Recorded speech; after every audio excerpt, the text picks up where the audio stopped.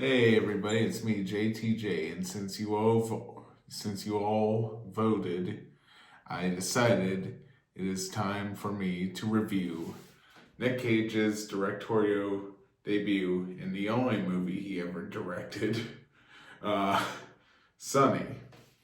Now, there's probably a good reason this was the only thing he ever directed, and if I had to guess, it was because this movie either did not do well in the box office or, well, I'm not going to say it's a terrible film, but I will say it was kind of poorly executed in some ways. You know, you're watching this movie, you're just kind of thinking, yeah, I can see why this was his only film he ever directed. You know, he tried to be like his uncle, and how'd that work out for him? Well, I'm going to tell you right now how that worked out for him. First off, I have to address the elephant in the room, and it's the main actor in this film, and that is, yeah, he gets one of those too. He's just as bad, if not worse. I don't know if, yeah, he's just as bad. Well, let's be real. James Franco is kind of a no-no right now. This is why I was hoping most people would have picked Nick Cage's cousin over Nick Cage, but I hear that movie's pretty rough too. But I will say this film is kind of pretty rough. James Franco plays a discharged soldier who comes home to New Orleans, or as residents of New Orleans would call it, New Orleans. But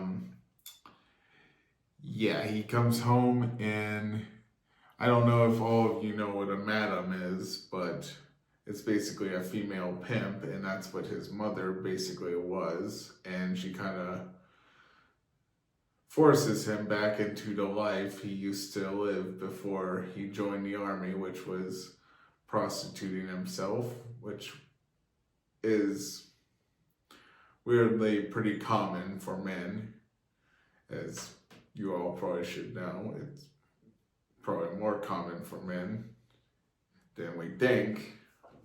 But interesting fact I found out about this movie, I did some research, and apparently this was the movie that convinced Tommy Wiseau to greenlight James Franco playing him in the biopic, which is kind of funny because I could not see him playing Tommy Wiseau based on his performance in this, but, you know, he kind of had a little bit of that, you know, going for him in this film.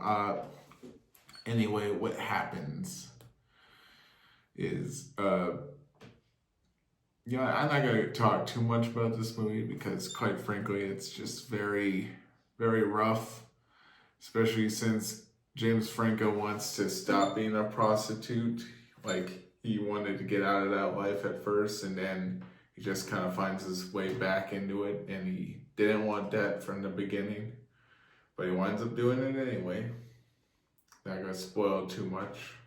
Other than that, I will say you can watch this on Amazon Prime for free. If you have Amazon Prime, I recommend giving it a watch, you know.